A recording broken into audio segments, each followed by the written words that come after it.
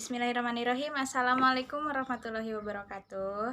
Perkenalkan, nama saya Melisa Andriani dari kelas 5B PBSI Reguler. Di sini saya akan memenuhi salah satu tugas mata kuliah dari evaluasi pembelajaran bahasa dan sastra Indonesia. Di sini saya akan menjelaskan beberapa hal yang perlu saya jelaskan. Yang pertama, hakikat evaluasi penilaian, pengukuran, dan perbedaan di antara keduanya. Ya, yang pertama yaitu pengukuran. Pengukuran merupakan proses pengumpulan data melalui pengamatan empiris atau proses pemberian angka atau usaha memperoleh deskripsi numerik dari suatu tingkatan di mana seseorang peserta didik telah mencapai karakteristik tertentu. Pengukuran berkaitan erat dengan proses pencapaian atau penentuan nilai kuantitatif. Jadi kalau pengukuran lebih ke angka. Yang kedua yaitu penilaian. Penilaian merupakan langkah lanjutan setelah dilakukannya pengukuran.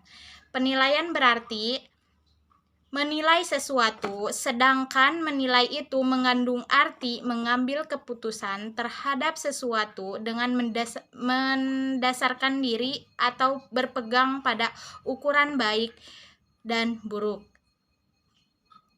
Yang terakhir, evaluasi. Evaluasi adalah kegiatan yang terencana untuk mengetahui keadaan sesuatu objek dengan menggunakan instrumen dan hasilnya dibandingkan dengan tolak ukur tertentu guna memperoleh kesimpulan. Menurut Sakni 2006, evaluasi sesuatu proses yang sistematis meliputi pengukuran penilaian untuk menentukan sejauh mana peserta didik telah mencapai tujuan pembelajaran. Jadi evaluasi itu dilakukan bisa di awal dan di akhir pembelajaran. Oke, lanjut ke materi yang kedua, lingkup penilaian dan tujuan penilaian. Yang pertama, dari lingkup itu ada tiga. Yang pertama ada pengetahuan atau kognitif, yang kedua psikomotorik, yang ketiga adalah sikap. Baik, selanjutnya materi instrumen penilaian dan rubrik penskoran.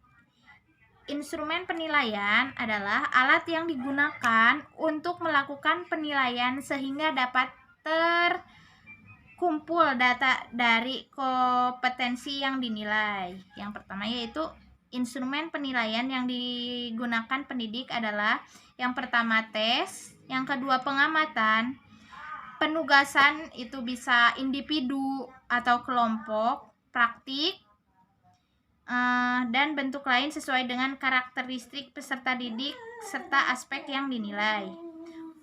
Yang kedua, instrumen penilaian satuan pendidik. Bisa itu ujian akhir semester yang telah memenuhi syarat berdasarkan standar penilaian. Kalau oleh instrumen oleh satuan pemerintah yaitu ujian nasional yang hasilnya harus dapat menggambarkan pemetaan mutu pendidikan secara nasional. Baik, yang selanjutnya itu prosedur penilaian. Prosedur merupakan suatu proses atau langkah-langkah, tahapan-tahapan dari serangkaian kegiatan yang saling berhubungan satu dengan yang lainnya. Yang pertama yaitu prosedur penilaian dari aspek sikap, dilakukan melalui tahapan mengamati perilaku peserta didik selama pembelajaran. Terus yang tahap selanjutnya itu mengamati perilaku peserta didik dengan menggunakan lembar observasi atau pengamatan. Menindaklanjuti hasil pengamatan, mendeskripsikan perilaku peserta didik. Yang kedua, prosedur penilaian dilihat dari aspek pengetahuan, harus menyusun perencanaan penilaian, mengembangkan instrumen penilaian, melaksanakan penilaian, memanfaatkan hasil penilaian, melaporkan hasil penilaian dalam bentuk angka dengan skala 0 sampai 100 dengan deskripsi.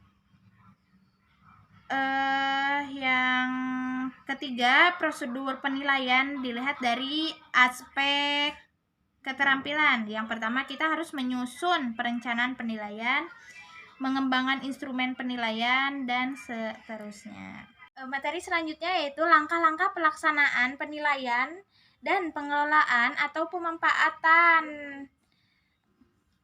penilaian serta pelaporannya. Yang pertama itu membuat dan menetapkan rencana serta tujuan pembelajaran. Jadi kita harus yang pertama itu menetapkan rencana. Kita membuat rencana semisal RPP dan tujuan pembelajaran. Pasti ada tujuan pembelajaran, peserta didik mampu apa gitu.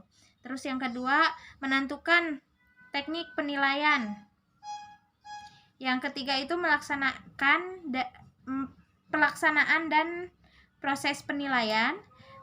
Yang keempat, menganalisis penilaian. Yang kelima yaitu menyusun pembelajaran.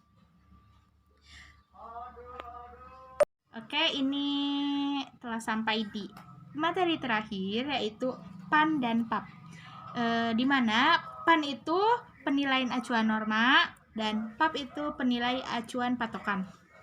Penilaian acuan norma itu mengacu pada norma atau pada suatu kelompok, yaitu biasanya mengacu kepada ranking. Jadi penilaian acuan norma itu lebih ke norma seadanya gitu. Terus penilaian acuan patokan itu mengacu kepada tujuan kriteria yang telah ditetapkan sebelumnya. PAP penilaian acuan patokan merupakan suatu acuan menentukan kelulusan siswa dengan menggunakan jumlah patokan atau ujian harian. Terima kasih, dicukupkan sekian video dari saya Melisa Andriani. Mohon maaf bila ada kekurangan. Semoga video ini bermanfaat bagi yang mendengarkan video ini. Cukup sekian dan terima kasih. Wassalamualaikum warahmatullahi wabarakatuh. Bye bye.